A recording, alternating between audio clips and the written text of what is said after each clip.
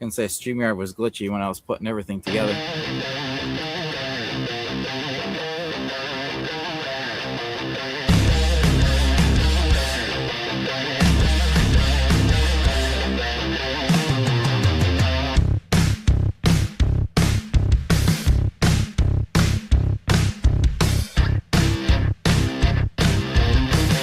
What's up, everyone? I think we might be live already. So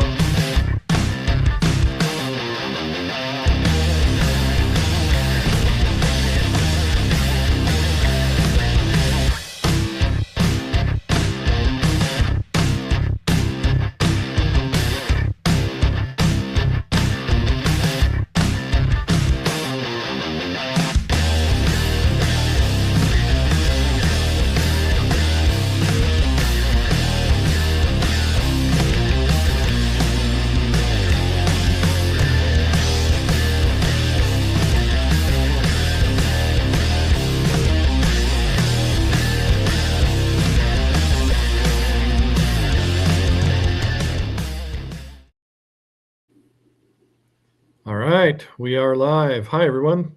I'm Royce with Viking Wax Press. This is the Alternative Football Panel, and we've got Rick 8-Bit here and DeMarcus Colors. And unfortunately, XFL Mike G is not able to join us tonight, but we'll try our best to fill in and cover all of the crazy stuff that went on this week in the UFL. And we might or may not have Zom joining on us later. I haven't heard from him, so I'm not sure if Zom's going to be on this week. But yeah, it was a crazy week. Let's just talk about maybe some of the trades that happened, if we could start with that topic, because it was a crazy trade week. DeMarcus, you lost your backup quarterback for the Renegades. How do you feel about that?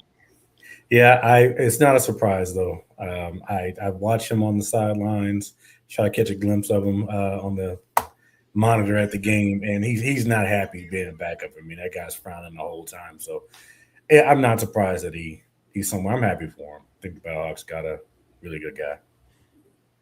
Who do you think you're going to get as your QB3? Because they probably got to add another person too, right? That I don't know. I was thinking about that. I can't think. I kind of want him. This is kind of a pipe dream, but I kind of want him to snag J.R. Smith out of free agency, just if for any reasons to keep him off of another team. And I think him and Tyler Vaughn, I think that would be an electric combination. But I don't know. Yeah, it'll be interesting to see if they let that happen, because there's a lot of talk about USFL players, former USFL players, not being let back in the league. So who knows if they'll actually allow that or permit it. I don't know how that works, but it seems like there's definitely some disgruntled players, former players that want to play that aren't getting the chance. So, but I don't know enough about that to really discuss it, but I'm sure curious. So, and a lot of those are Birmingham players too, aren't they? With the exception of Frank Genda. Yeah, but there's guys like Boogie Roberts who should be back in the league, and Matt Coughlin, the kicker for the Showboats last year, he should be in the league. There's just several dudes that were former UFL guys, but yeah, some of definitely Birmingham guys like Person. He should be back. Ricky Person should be in the league. So definitely. Rick, what do you think about some of the trades?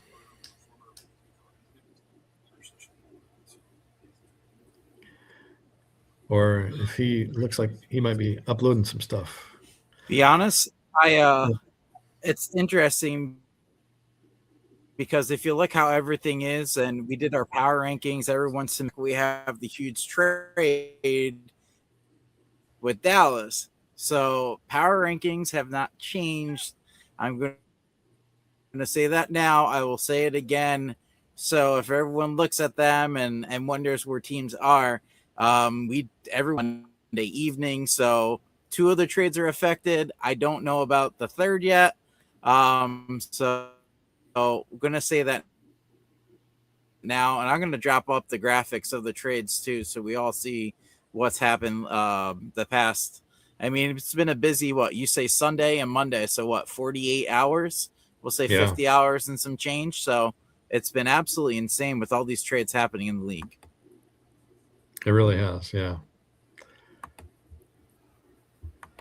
Yeah.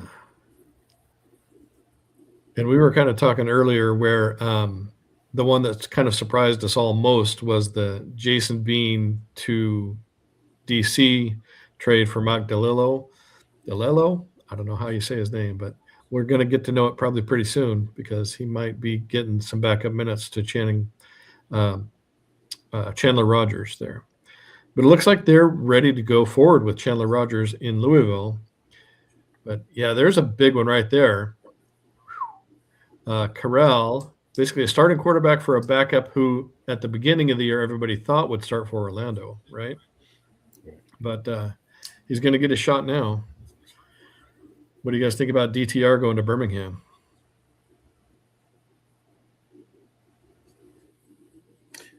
I just want to see how he's going to fare with AJ. I'll jump on that. I find it interesting. I will say that I find it interesting that you have they talked about, I can't think of his name. Beck talked about how he wanted him to get playing time and reps and everything.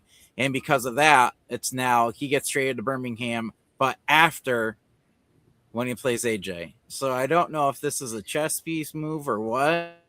They definitely needed a good quarterback there, but it's definitely interesting with timing, to be honest with you. That is interesting timing.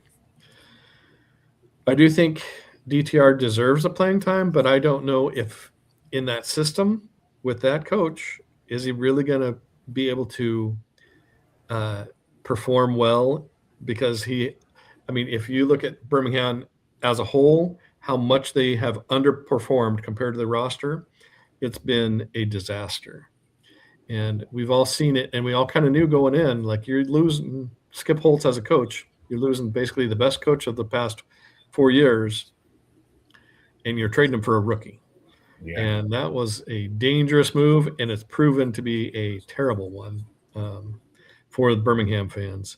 So I don't know if that's going to really bode well for DTR or not, but something tells me no. If you look at the way that they just underperform under AJ. Now, I think they're doing okay defensively, but not offensively. They've definitely underperformed offensively. So, and that's what I was thinking when I said I want to see how he performs with AJ, because when you're a rookie coach like that, if you get a guy that's just a freakish talent and can just basically kind of coach himself, then you'll do well. But if you've got to bring that guy up at all, I don't. That coaching staff hasn't shown me the ability to do that, even with established guys. I mean, David Davis, how often have you heard his name? You know? I think he caught his first catch last week and won. Like one catch, he should be catching 4 or 5 a game, easy. Yeah, exactly. So, yeah, it's kind of a definitely sad to see, because you have all of these guys that would be putting up big numbers on other teams. So, I don't know if he can turn it around, or if I took one moment out of that last game, that Storm Stallions game, it was when basically AJ went over to the bench and kind of barked at the starting offensive lineman saying, "You've just got to effing play better." And that's all he said to him. And no advice or tips or anything else. It was just more like, that's bad. To me, that's terrible coaching. It's not helpful. It's not really doing anything except demoralizing your guy. And I don't know if that's his natural way of doing it, but to me, as a player, I wouldn't respond to that at all. I would not like that. And I think that's why you see guys like Perry and Winfrey saying, "You know what, I'm out of here." And probably Corral requesting a trade. I guess it wouldn't surprise me if Corral requested that trade. So, you guys think he did? I don't know. But, well. I thought Rick wanted to say something. I was just going to point out, I think the Aviators just picked up Winfrey. They did. Yeah, I just saw that about an hour ago. So, pretty quick turnaround for him. But smart. I mean, I think it's going to be great for the Aviators, because they are, after last week's game where they took Dallas out, and I know Dallas was kind of hurting and injured, but they showed a lot of resilience. Columbus did. So if they can add some key pieces to that, look out. I mean, they are 1-3. They have time to turn it around. If they can win 2 or 3 in a row, they're right back in the playoff hunt. So I kind of foresee them making some big moves here in the future. Rick, what do you think?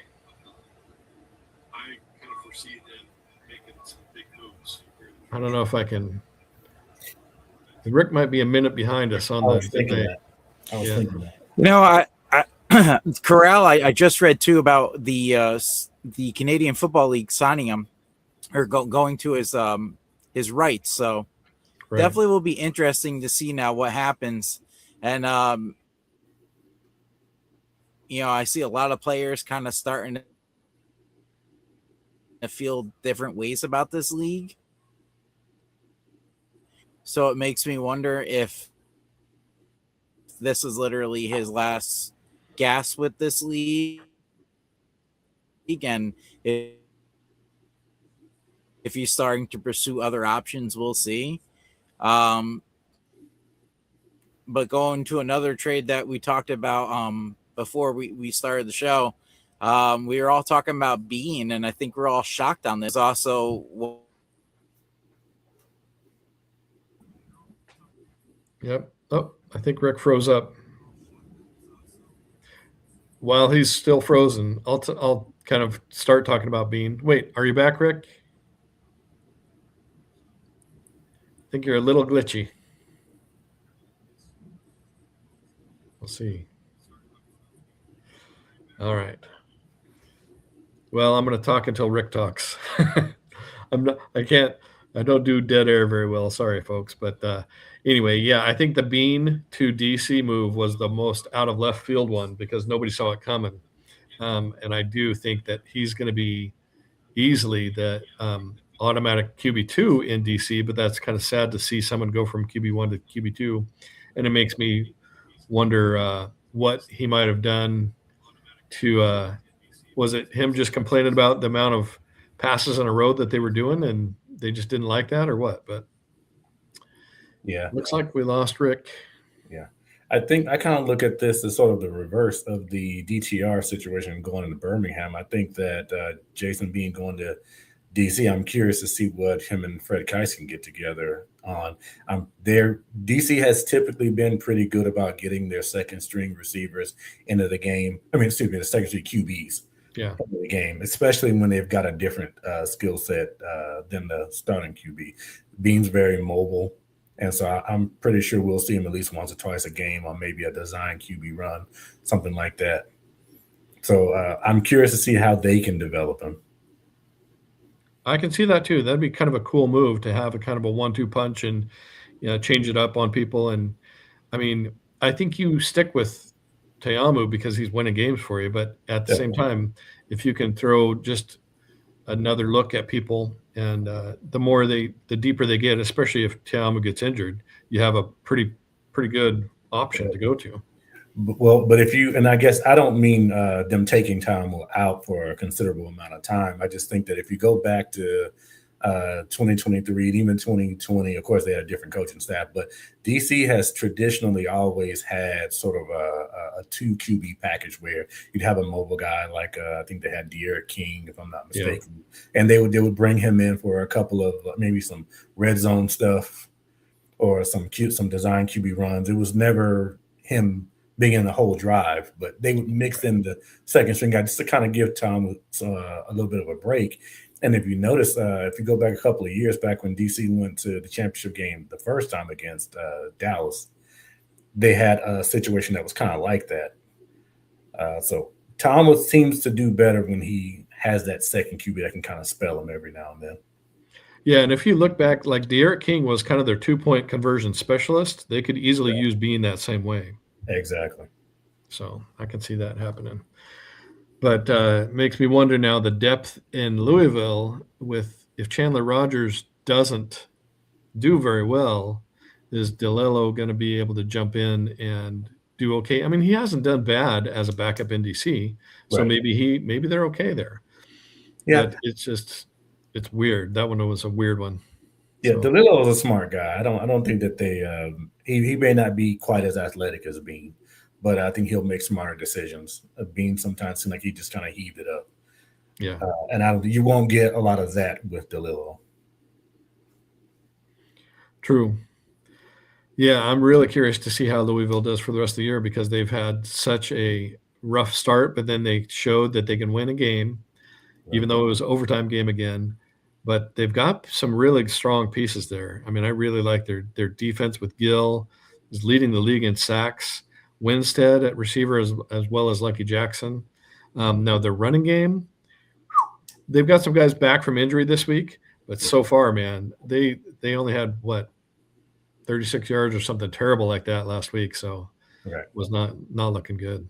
Right. And don't forget, I mean, if Bean throws a better ball on that second to last OT try against Orlando, you're looking at a 2-2 team that, for all intents and purposes, is kind of in the middle of with everybody else.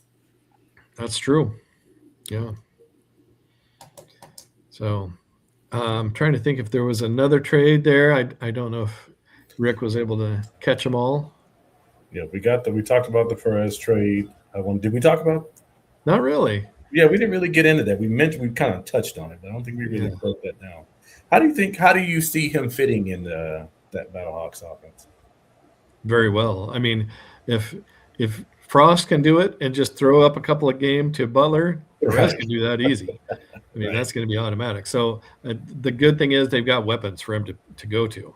They really do. They've got and underutilized with what they've done so far. They've definitely underperformed offensively. Yeah. Now they have kind of like the king on the chessboard that can make that move happen for them.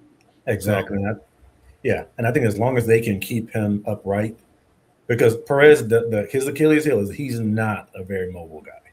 Right. Yeah. So if you could keep him upright, though, he'll distribute the ball. I mean, Pearson's got to be disappointed with his targets and his receptions this year. He's normally a way bigger factor than he has been. That's definitely one of those things that Luis Perez is going to fix. I mean, he's going to spread that ball around for sure. Absolutely. Yeah. Yeah. And Butler, he's averaging 31 yards a catch so far. I mean, it's crazy. So if you can hit that a couple times a game and get Pearson more involved, and honestly, I think doing that on a more consistent basis will get their run game going because they haven't been able to get the run game going. Right. Because I think they can kind of key in on that. I don't know if A.J. Smith's offense does really well with the run game ever. I mean, he's had a few guys like Lovett in the past and like Max Borghi, I think. So he's had a couple running backs that have done okay in that offensive system, but not any like league leaders. So I don't know if they're ever going to get that in that type of offense. But even if he can just key on the air aspect of it all, right, which I think Perez can do really well. I mean, he led the league in yards for, was it 24 and 25 or just 24? Maybe just 24. Yeah. But well, I will say this. I mean, Perez never had in Dallas, he never had a running back that could just take over a game either. So it's not like he's going into a situation that he's not dealt with. And we'll talk about that a little bit later on when we get to the Dallas game. But he's used to kind of having to sling it around. And the good thing about that is that if you're successful enough at it, that will kind of help open up avenues for the run. Right. The back they have is a pretty good back. I mean, they're not at a loss for talent necessarily. I just think that the passing game has been so predictably anemic that it wasn't taking that pressure off of the front enough for that running game to get going. Exactly. Hey, let's check in with Rick and see if he's back. Are you back in business, Rick? I see your icon. Kind of, sort of. Sorry, there's like a bunch of sirens going on. Yeah, I can hear that. So I don't want everyone hearing cops and fire engines and everything, but I'm here. Do you want to lead off with how we started off with a Thursday night game with the Kings and the Gamblers? You want to take us from? Sure. I mean, honestly, if you want to talk about that, DeMarcus, those are, I think, or you, Rick, because I think the Kings are your team, right? And then the Gamblers are XFL Mike G's, but it'll sure be an interesting game with a switch at quarterback for Yeah, Louisville. yeah. I mean, I was shocked. I've been a huge Bean supporter, so to me, that whole trade was a shock. I felt like they started turning the corner, and now with Bean gone, with Snell gone, it's a shock because Yeah. you just won your first game. They basically, everyone was saying you changed the overtime rules so you can win your first game, and then unfortunately you have this happen. So I don't know, maybe they had a vision for their offense and it wasn't going. I thought the Bean to Lucky Jackson connection was fantastic. To me, he is their offense, so now can he get the ball, and as long as the O line's going, maybe they have a chance. But it's gonna see. And their schedule is kind of weak coming up, and I mean, a couple of weeks it's Kentucky Derby, and they're playing the Stallions, so you never know. If they get their offense rolling, you might have a chance, but I don't know. But hey, it was a good win. At least they got their first franchise win. Congrats to them, and now it's gonna be, let's see what happens with the team. The crazy thing, though, they've lost in the last week. They lost Willie Tyler, Nash Jensen, and Leroy Watson, three of their offensive linemen on that team. And I don't know if that's because they were not performing, but it's a tough thing to lose three linemen in 1 week's time in the middle of the season and to expect to somehow turn that around. Now, they did pick up, let's see, they picked up Donovan West, who was a great blocker for the Battlehawks last year. And they also got a couple other guys, I think, too. Chim Okorafor has been playing a couple weeks now for them. So they have a couple new pieces that they're probably plugging in their place, but it'll be interesting to see if they can actually make a difference because their run game hasn't done anything this year. Yeah. And then add a new quarterback to that. I mean, you get used to a quarterback's tendencies when you're a lineman. And now they've got to get reacclimated to a totally new guy, to new guy's needs. But Rick, what do you think? Everybody's blaming that slide on the goal line as the kind of the straw that broke the camel's back for Bean. Do you think there's anything to that? People just grabbing at something.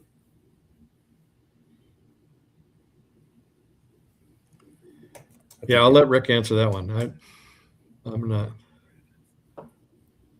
Well, until he's able, I'll just say it was way less bad than what Garbers did in the championship game. So I don't even want to talk about that. Yeah, I don't think it was too terrible. I mean, I don't think he should have done it, but I don't think it was worth a trade or anything like that. Right. So on the other end, Tagovailoa for Houston. I mean, he didn't win him the game per se, but I saw some potential there. I think that that he can do some things for them if they kind of get him in there and straighten out some of his flaws. I mean, if you think about it, I mean, his first game out, and they lose by 2 points. I mean, that's not the worst start for a new quarterback. So he needs to grip the ball. He's losing the ball way too easy on fumbles. Yeah. But apart from that, he definitely looked better than he did in the DC game. He looked pretty bad in the DC game, but he started to improve. So I'm curious to see what they do. Like if Deckers comes back, if Nolan Henderson gets healthy again. But then again, they kind of, even though Henderson was going okay, they put Talua. Is that how you say his name? Terrible. Okay. Talua. Yeah. They kind of plugged him in even with Henderson available. So I guess the plan is to keep going with him. But I don't know. I don't know if he's the guy for the future for them. And I guess if he can improve at that level, like every game improve a little bit. Right. Which is what I'm thinking. If he can make some improvements each game, I think they'll have something. But will he do it in time for it to save their season? That's a totally different question. Right. Yeah, I personally don't think so. But no. Yeah, but maybe a good piece for next year if he improves every week. Okay, it looks like Rick's got the next game up. Rick, do you want to talk about that last game at all? The Louisville game? Yeah, you know what? I feel good for them. I mean, their kicker definitely was the one saving them basically. So I mean, if they get everything going, I think the Kings depends. I mean, the way this league is, you get to the 45, you got a good chance of basically almost winning the game, like McCrane for DC. I think for the gamblers, what bugs me the most is with all these quarterback trades, I feel like they didn't get one yet. um, you had 3 trades of 5 quarterbacks, and Houston was not involved in any of them. To me, that doesn't make sense. Yeah. Maybe they have a lot of faith in their guys. As a spectator, I see it differently, but I'm not a coach. I'm not, holding a clipboard on the field, so I can't really tell. But it's a little disappointing. And I'm curious how other people feel down in Houston. You see all these quarterbacks getting traded, and I mean, Bean went to DC to be a backup. I mean, imagine if Bean went to Houston. I mean, there was options for Houston. I feel like, unfortunately, I mean, we don't even know if this is a trade deadline or when the trade deadline is. So maybe there's more moves to happen. But as of the moment, I feel even though Louisville lost Bean, Houston got nobody. So that kind of makes it a little more difficult. It does. Yeah, because they could certainly use some help. But yeah.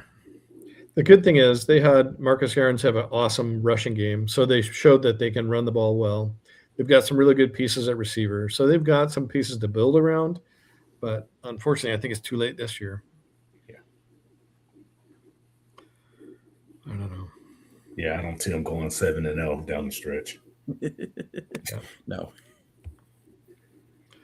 But so you have the Dallas game up on the screen where Dallas just got beat up by the ground game from the Aviators, 28-14, and it was just a methodical thumping. Honestly, it was just keep pounding the ball, and they did it well, and they have the 3 best running back trio in the league to do it. So it's kind of cool to see Aviators get their win.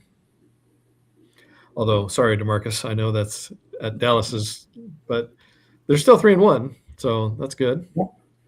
Yeah, this is one of those games. If I had to use one word to describe it, and you know me, I'm not good with just using one word for anything. But if I were to, I would just say fatigue. This is one of those games where you just throw away the tape for the most part. Now, if they repeat the same performance next week against Louisville, then you got a problem. But at the beginning of the game, I mean, Dallas gets out. They have that 68-yard drive. They go right down. They get a touchdown. They get one later on where they what's the guy's name? They got Stoops, Drake Stoops. They actually got him involved quite a bit. It's interesting. Tyler Vaughns in an interview was predicting that they would try and double team him. And he was saying, well, what we'll do is if they double team me, we'll just try to get everybody else involved. And at the beginning, it was looking like, well, yeah, they're going to be able to do that. I mean, they were spreading the ball around, but that really kind of died out really, really quickly. I think that after their second touchdown in the second quarter, it was just kind of downhill from there. You had the injury to Kevin Strong on a defensive line. And then Columbus just, they saw that vulnerability. They just went at it for the rest of the game. And this being the Renegades' third game in 11 days, Neuheisel was talking about how that kind of limits what you can do in terms of walkthroughs and practice and trying to get a scheme together for the game. And I think Columbus, just that running game was just the perfect thing to take advantage of that fatigue. I mean, they just ran it down their throat the whole time. So, but I will say this the last thing I said last week, that if Dallas doesn't get that pick six, the one where the guy does the shovel pass, they get the touchdown off of it, that's actually a winnable game for Columbus. But you could also say that in this game, that's the opposite, because remember, Jalen McClendon had that fumble on the goal line that luckily Columbus was able to get on top of and score. Yeah. If Dallas gets that ball, and if, say, Austin Reed doesn't throw that late interception, I mean, this could be going in the other direction. So Yeah, that was the one where Elise Mack kind of fell on it in the end zone and saved it for him. Yeah, that was big.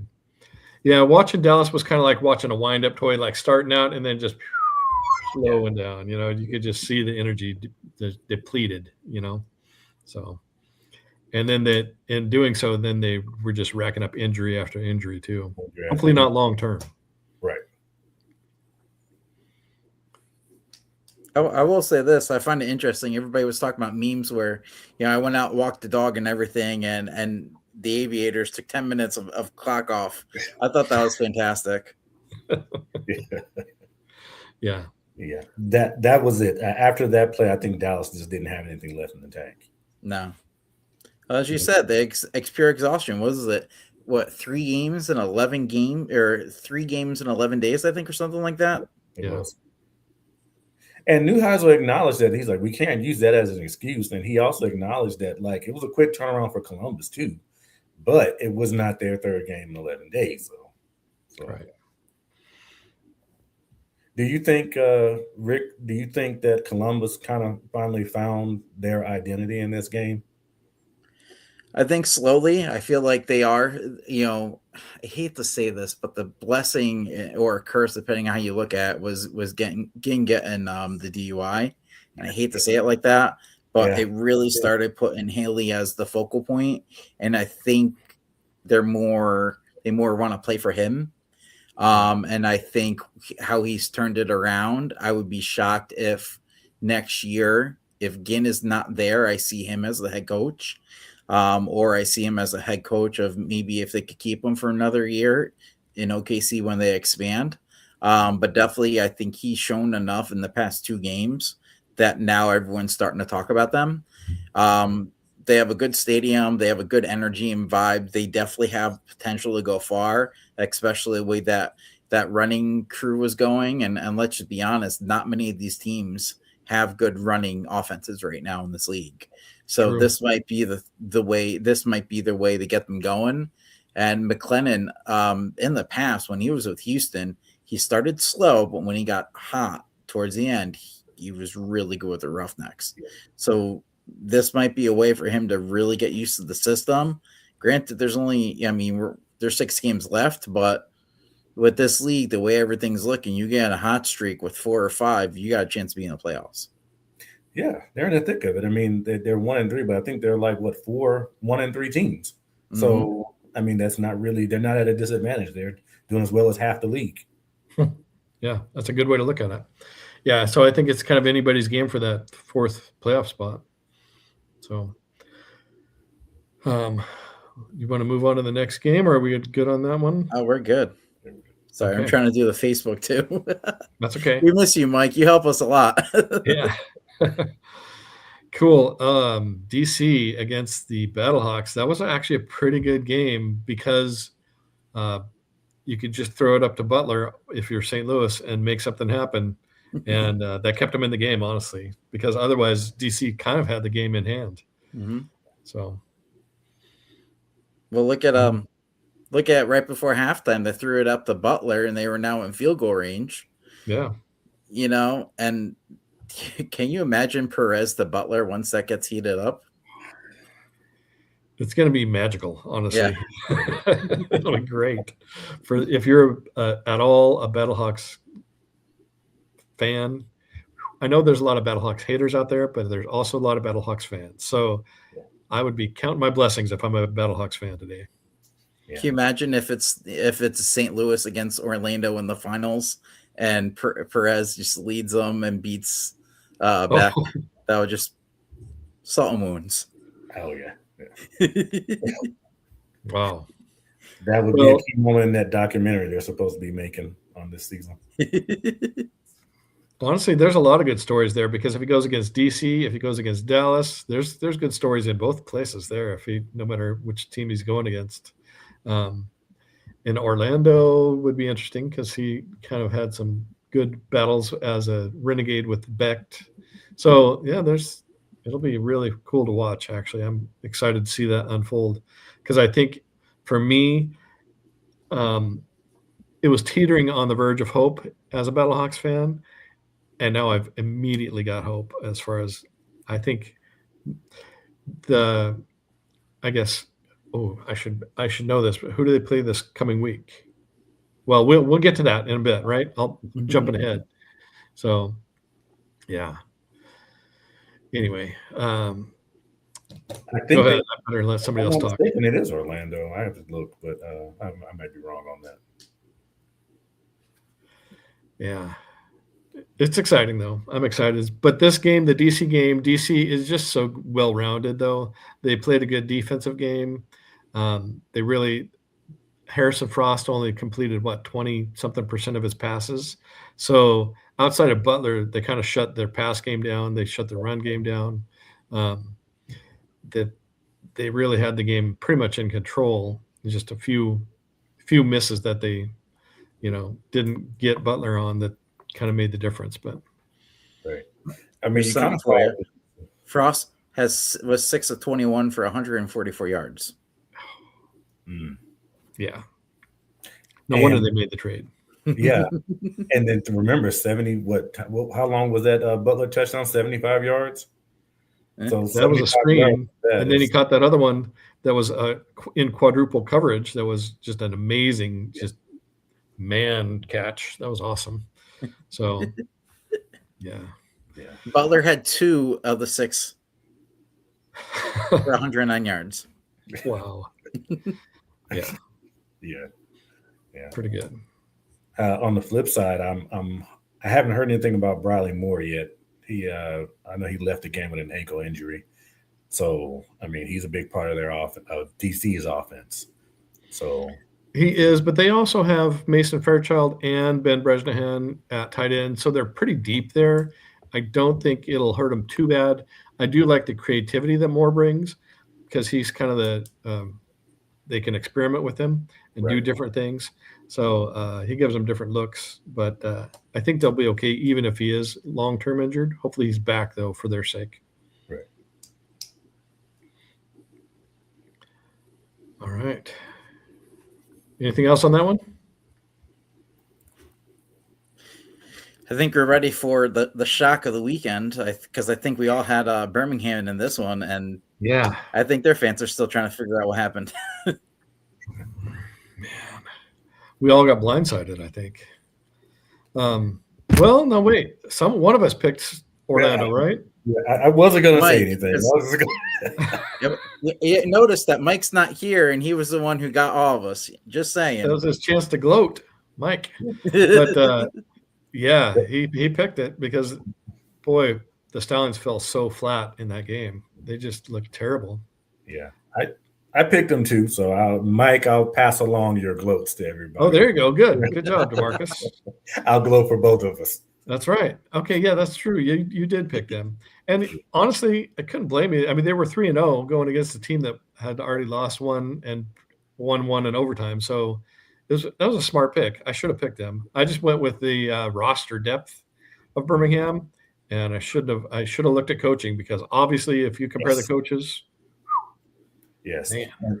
That pretty much is what made me pick because when you say Birmingham could have won that game, I mean, it wasn't a crazy idea that they were gonna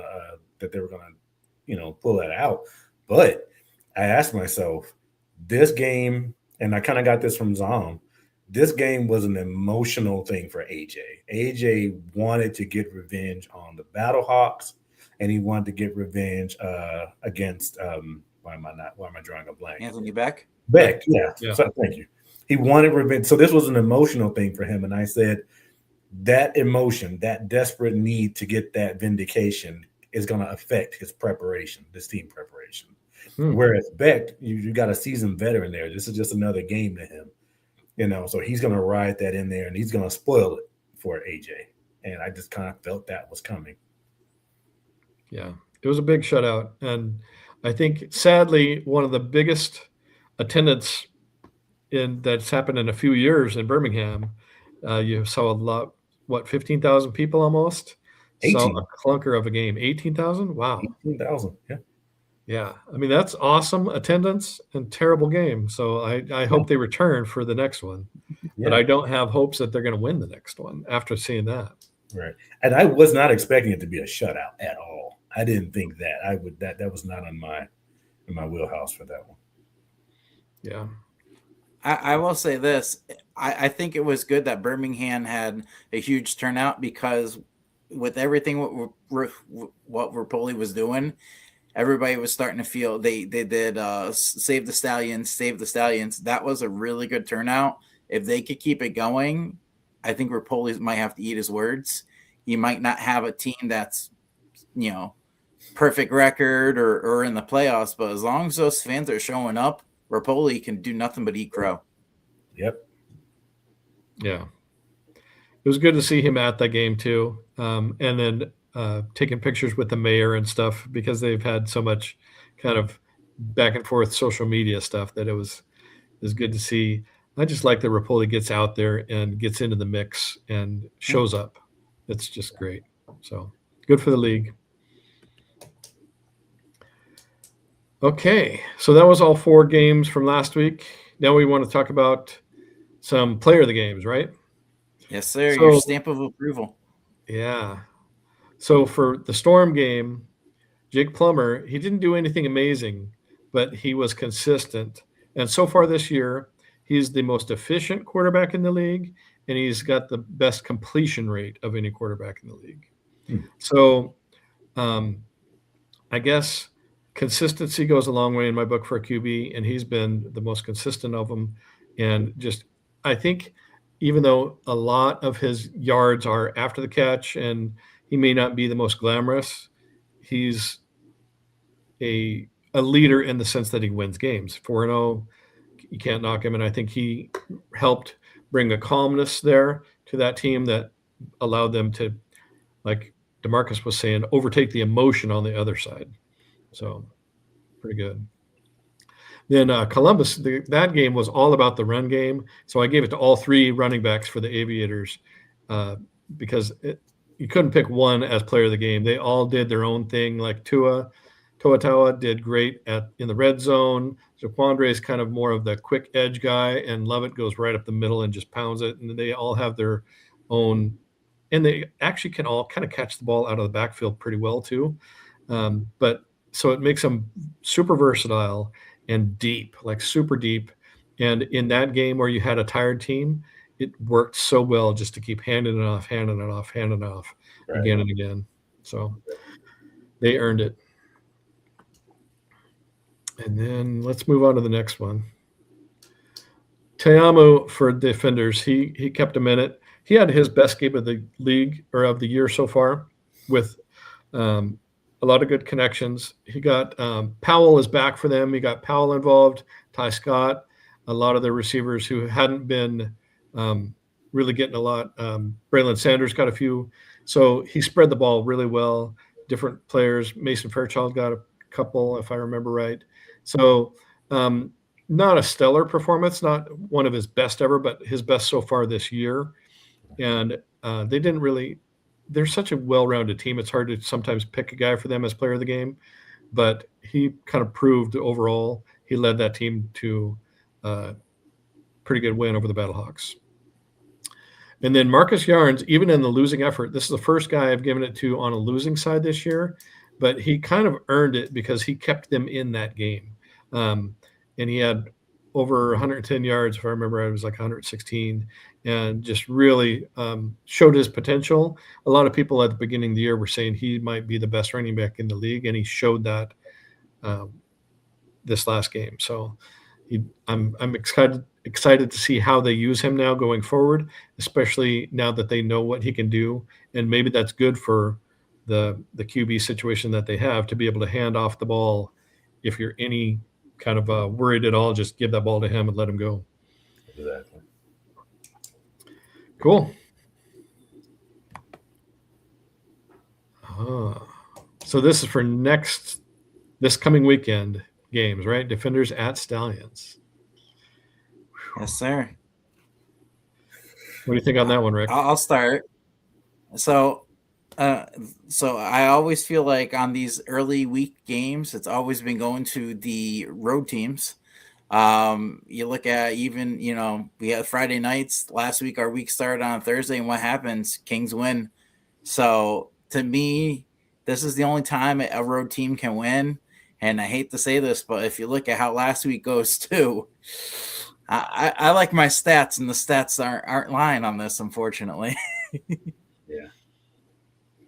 Yeah. Then you add with that, you got trouble in the locker room. New quarterback starting, which they'll probably start the backup. Was it Ayers?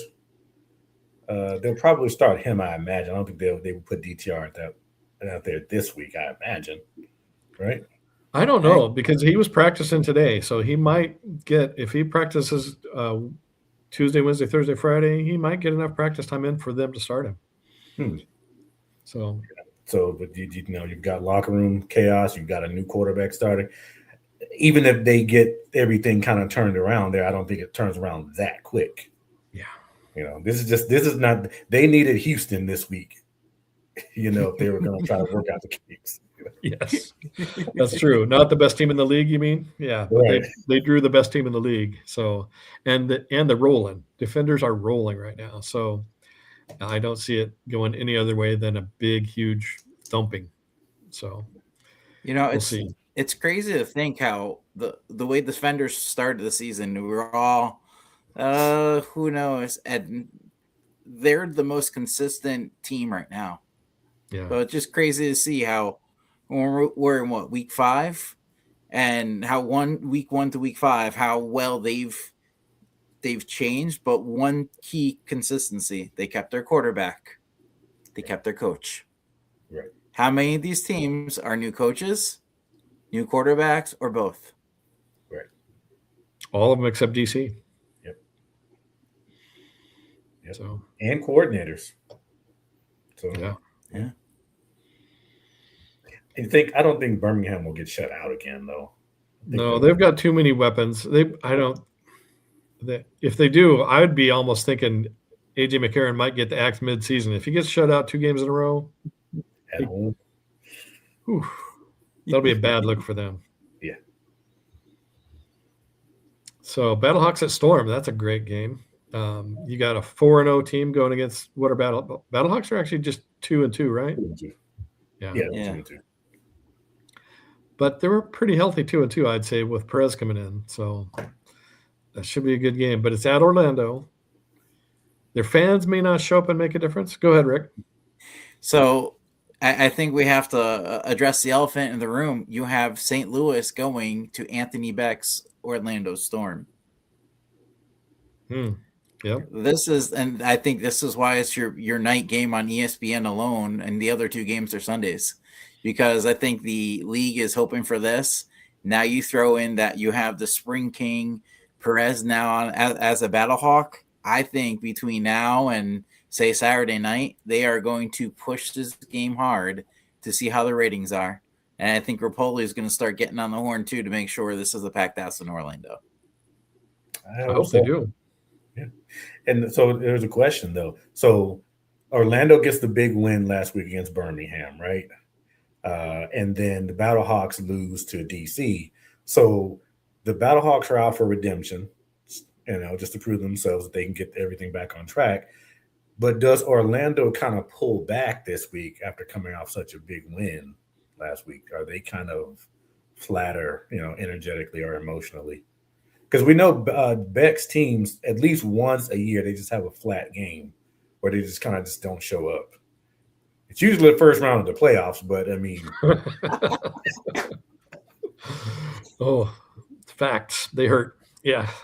Here, I'll say this, because let's go back to Mike's cheese wheel about teams looking for cheese. This might be the Storm might think that this might be their thing, but going back to what we talked about in the Stallions game too, I think it all depends too. If the quarterbacks have somewhat of an idea of the offense, I think you're going to see changes at halftime, and once they see how the teams are going, if the Battlehawks are down, they're going to put Perez in. And Perez and Butler, like I said before, I think actually, I might know this. I don't think the Storm can stop that. I don't think anyone in the league can stop this. So all it's going to take is to get close to midfield, to start kicking field goals, kick a couple 4-pointers. I think I mean, before this started, I mean, the predictions, and we submitted our predictions, everyone, before this Perez trade happened. Yeah. So let's keep that in mind.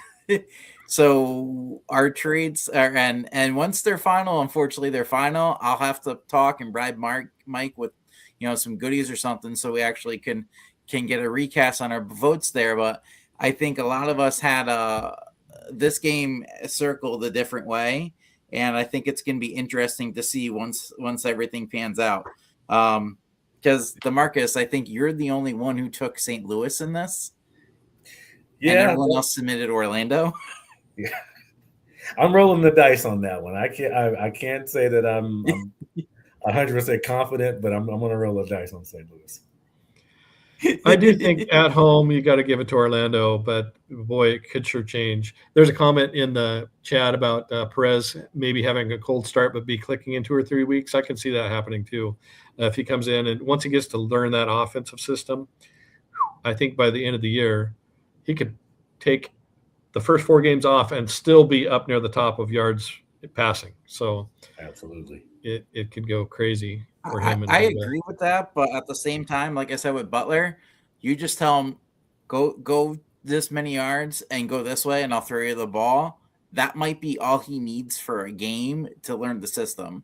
Enough, especially if it's halftime, you're down. If you're only down by 6 or 7, tell Butler, you go here, I'll throw it to there, and everyone else just cause diversions. And that might be all he needs to learn this system enough. And then once he really knows that he'll be clicking, it'll be great. But with a cold start, a player like Butler, I'd be shocked if he's not MVP. Yeah, totally. And add on to what you're saying, Rick, that Perez is such a smart guy and such a good leader that he kind of makes up for that having a new head coach. We talked about that. You can have a new head coach, but if you got a new head coach and a QB that doesn't have a lot of experience, you've got 2 deficits there. But Perez's experience, I think, makes up a little bit for Pro's inexperience as head coach.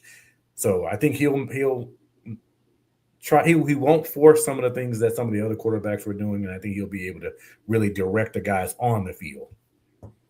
Yeah, instead of just taking orders. I think even though Prohl is a rookie coach at head coach, to me he's a couple tiers above the McCarrons and even the Redmond and Ginn level. Ginn has the luxury of having Haley there, but also Prohl has the luxury of having both a great defensive coordinator and experience on that same team, so he knows a lot of those guys and how to talk to them. Because he was the assistant coach there for a couple of years, right? So I think they've got a more cohesive coaching staff there than some of the other places do. So, yeah, that'll be a fun game. I'm excited for that one. Definitely. Aviators, Gamblers. Whew. Well, go ahead, DeMarcus. No, I just say poor Gamblers. The way it's looking and the way Aviators looked last week, I would agree with that. I mean, the Gamblers didn't have a terrible game, but they also haven't shown that they can have a consistent game all year. And they definitely don't have the same level of QB that the Aviators have. I really like McClendon. He's getting even better. So the more playing time he gets, the more he kind of I guess, learns to rely on his guys and know where they're going to be. So he's also good on his feet. I mean, he had 41 or 2 yards rushing along with his other 3 guys that are great. So the Gamblers actually have the worst defense so far this year, which I was surprised by because they have some great pieces, because they brought in a few guys from the DC team and a couple of guys over from Dallas. So they've got some pieces there, but they just don't seem to be putting them together. And like Payne, I think actually Payne may have gotten hurt last game, but hopefully he comes back. We'll see. Yeah. I just think that, Rick, did you want to add something? Oh, no, I was just simply scratching my face. I'm sorry. No, I just Houston's really down at the bottom in terms of scoring offense and things like that. And I just think that now that Columbus, I think they've got some confidence now. I think they know what that running game can do. Um, I think that I don't think Houston can keep up with them. I don't think it's going to be a blowout per se, but I don't really see Houston doing anything to get back in the game if Columbus gets up, say, like by 10 points or something like that. I agree. And the thing is with Houston, you don't really have a big crowd backing you up either. So I will say this though, with Houston with their home games, they've been tricky lately because no one expected them to beat the Stallions on Easter, and the last game too, they put up a really good fight even at home. But I feel like the Gamblers are one of those sneaky teams where at home they could do a lot better than on the road, and unfortunately, they've had more road games, so everyone's perception of them is, hey, they're not that great. The hard part is I think Columbus, like you guys have mentioned, is starting to click. And the Gamblers aren't. The only thing Gamblers have is they have an insanely good, great kicker. And personally, I think I still feel like that kick was made, and I feel like it should have been challenged because I personally feel like they actually had that game with the Kings done. So as long as they manage all the turnovers and miscues, they have a chance.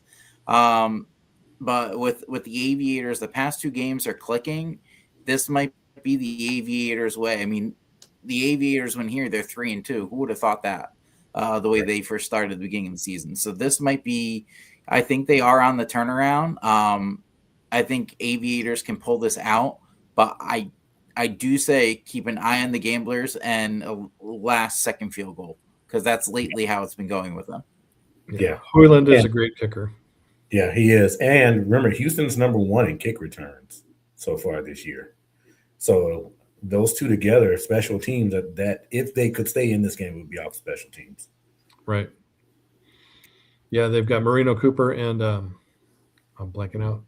Yes, they're doing really well. I'm going to find it here now. Now that's going to bug me if I don't find it. But Marino Cooper and Keys, Lawrence Keys the third, he's doing great. So they're pretty fun to watch. I mean, for a team as bad as they are, they're kind of in every game, which is bizarre, except that Defenders game, of course. But, okay, Kings Renegades. I will throw this out stat real quick before we go. I did find it about Luis Perez when he was traded from Vegas to Arlington. He sat out a week, but his first game, he led Arlington to victory. So just throwing it out there. Yeah, history could repeat. I think that was against Mike's Brahmas too, if I'm not mistaken. Ooh. Yeah. So Kings Renegades, do the Renegades bounce back there, DeMarcus? I think so. It's the last home game. I think that they're going to get an extra day of rest because they played last Friday, and so they'll be playing this Saturday. They'll get an extra day of rest, much needed extra day of rest. They will go back to the drawing board and see, because one of the things that we saw in this past game is that once they bracketed Tyler Bonds, early on they got other people involved, but after that it kind of cooled out. Right. And because of the kind of offense that Newhouser runs, he runs an air raid offense, which really you're trying to stretch the defense horizontally and vertically, and they just don't have that other phase where you just you put the running game up and then you just dominate the game with the running game. It's not really designed for that. You're supposed to pass the game about 60 to 70% of the time. So when their main weapon was taken away, they kind of didn't have anything. So they're going to have to figure out how to get other people involved besides Tyler Bonds. But I think that they'll be able to do it against the Kings. If this was the Defenders or something like that, I'd be worried. But I think that the Kings are a team that they can probably find their way against again. One thing I'd like to see is have Merriweather get a little more dominating kind of game, because he's only averaging 2.14 yards per carry so far this year, and that doesn't cut it. On the other hand, they've got Day Hunter coming off the bench. averaging more than 6 yards a carry because he's busted open some long ones. Yes. If they don't get those long ones, though, that's going to limit them. Like you said, then they're going to be able to shut down that run and then lock in on the passing game. So I can see if that happens, if they can't get anything going on the ground, the Kings could get the upset because Kings aren't a terrible team. Go ahead, Rick. I will say this, though, with all the trades happening, I feel the Kings, their offense is going to need at least a half to figure out how to click, especially at Rodgers. And I hate to say this, I think the Renegades have it in their head where we flat out stuck last week and we know we're a good team. And I think they're going to come out firing just like they did in week 1. So I'm scared that Louisville might be down 2 or 3 touchdowns by halftime. Yeah. It's just not the right game for, I think, Louisville to upset. It's not the right opponent, not with all the changes that they've been making. And they're still trying to figure out their offensive line there too. So they got a long way to go. They're going to put up a good fight, but I don't think they're going to take it. Yeah, I agree. All right, power rankings. This will be fun to see. So for the power rankings for us guys, everyone submits everything and we go from there. So I always like to start off with how it was the week before, so we all kind of see. I apologize if anyone has eye issues because the next screen will totally mess with your eyes. Every team moved, so I'm just going to drop it and let everyone go from there. That's pretty crazy. Yeah. But like everyone's been talking, Columbus is clicking. Columbus is now our 5th ranked team. They were ranked 7th the week before and 8th week before, so they're really starting to go up. DC is now our top, which doesn't surprise us because DC is also clicking as well. And if you look real quick, I think you're seeing DC is the best team and the team to beat in the league. The part that I find interesting are the teams, and these rankings were done before the Perez trade. So now you have St. Louis at 4. That gives them a lot of power to go up there. I mean, this weekend alone, you'll have the number 4 seeded, our 4 seeded St. Louis against number 2 seeded Orlando. So that's a huge game. DC and if you look at our 4, 5, and 6, the teams who are, you have St. Louis who now traded for Perez. You have Columbus that is now starting to click, but you have Louisville who, in my opinion, took a step back with the way the trade is. So it will be interesting now to see how these play out because you're only going to have 4 teams in the playoffs, and now it's kind of showing that you might have we'll say at least have 5 teams who could be in the playoffs if the season ended. I'm really curious to see, will the Stallions continue that trend and drop even farther? Because they just looked so out of sync and so disjointed that if they don't, they're really in trouble. So, yeah. I mean, it'll be a good story. I mean, Birmingham fans are not used to this at all. So, I kind of root for chaos just so I can just see that reaction. But to be honest with you, I think that's a pretty. I'm almost in 100% agreement. I had Orlando 3 and Dallas 2.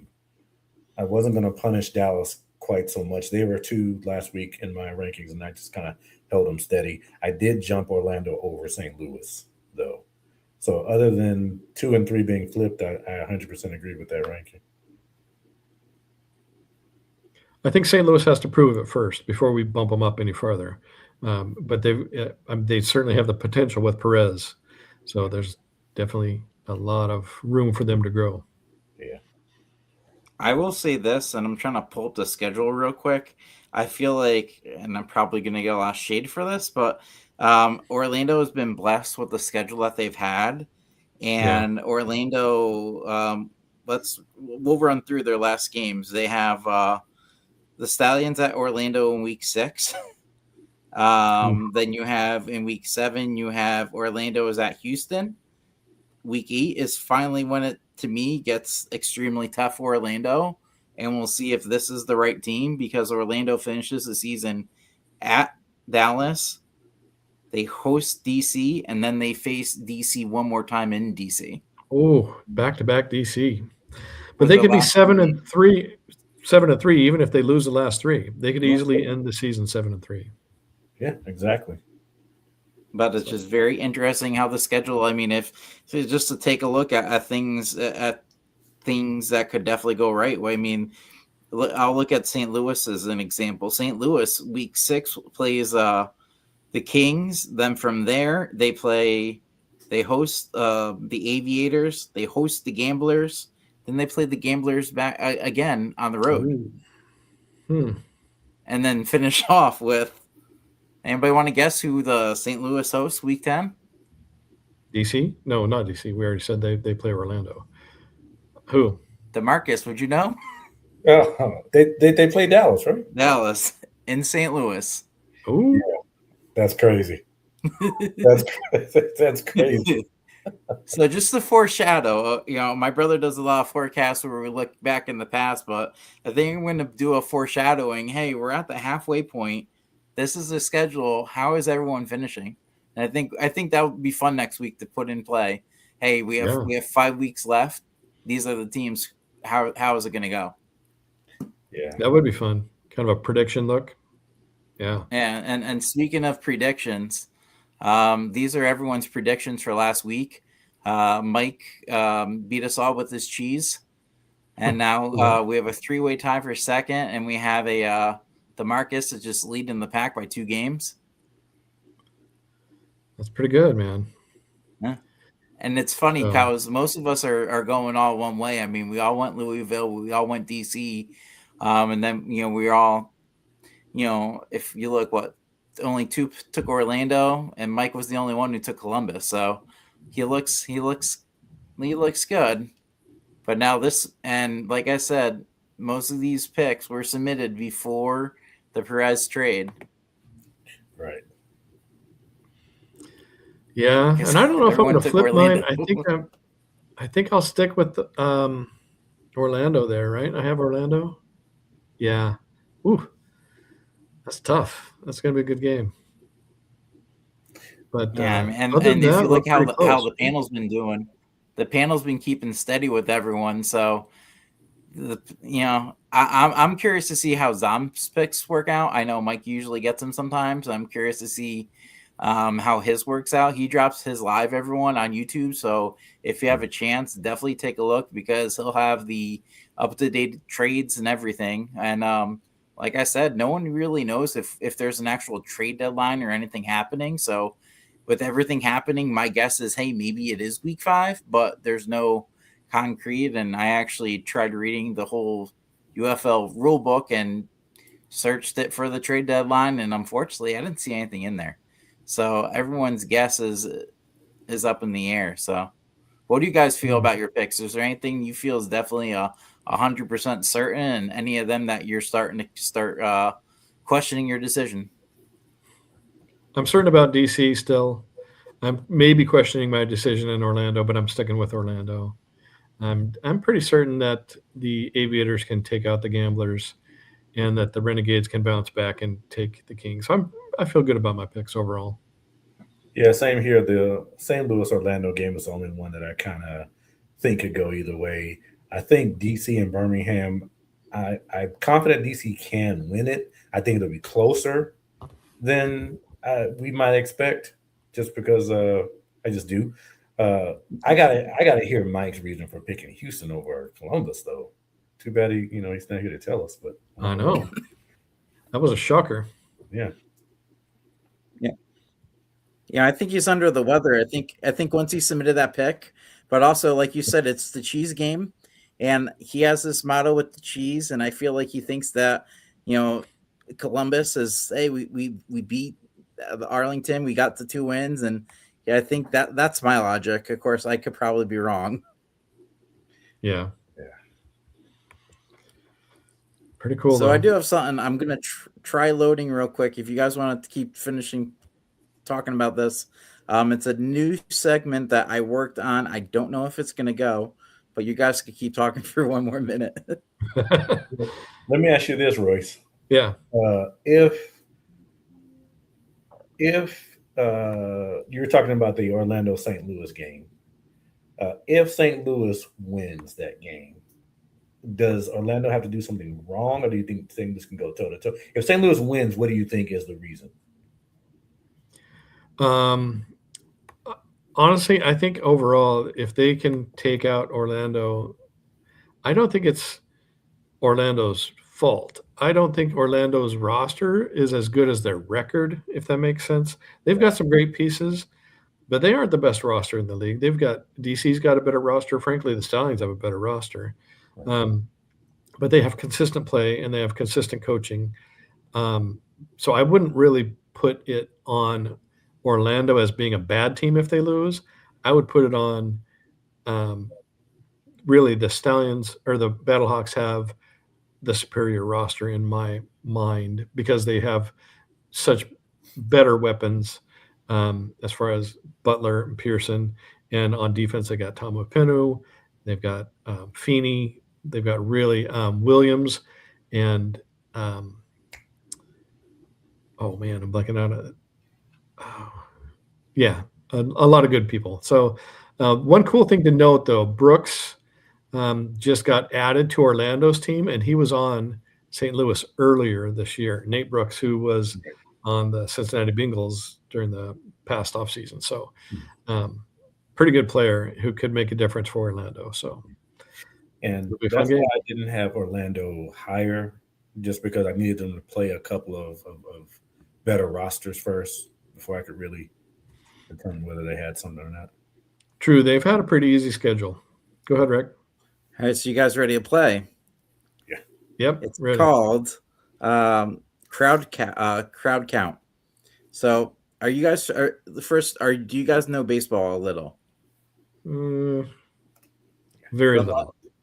All right, so I'm gonna put a couple graphics up. I want you to tell me who do you think actually had a better. The stadium was more filled. We'll go with that. So you have the Arlington against Columbus game, and then you have the Boston Red Sox at the Minnesota Twins.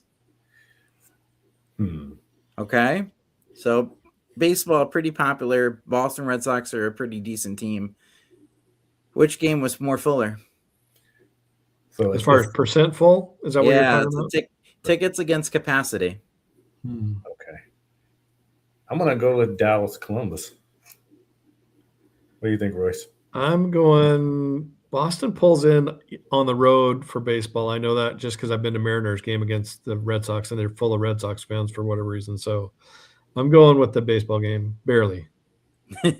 So it's the Marcus is actually right. So nice. Renegades at Aviators had 8,729 at the historical Crew Stadium, capacity of 20,371. So it was 42.9% full. And then the Red Sox at Twins, 16,220 tickets sold. Target Field holds 38,544 for 42.1% full. Pretty close. Still, that's cool.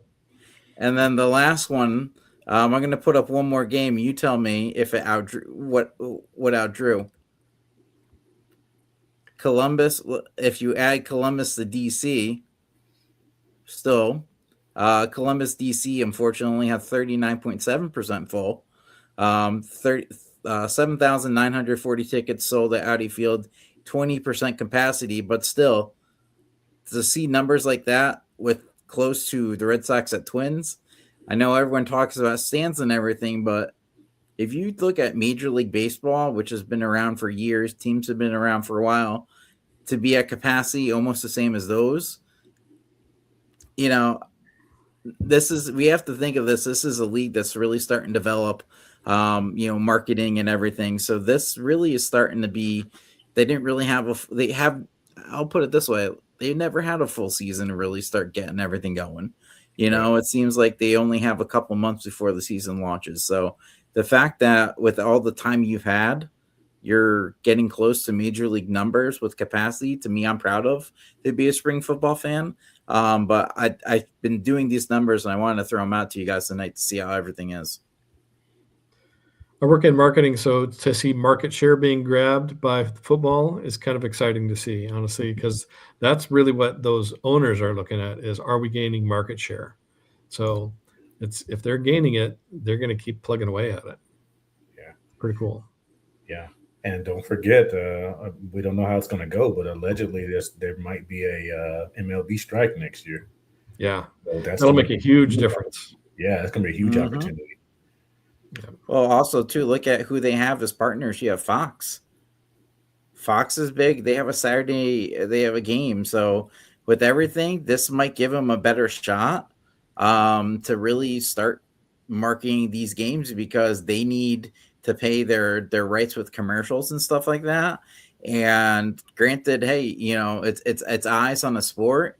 I mean, and I hate to say this, but look, 6 years back, we were so bored. Some people were looking at table tennis at like 2:00 in the morning, just to watch live sports. On that note, though, I just noticed today a couple things.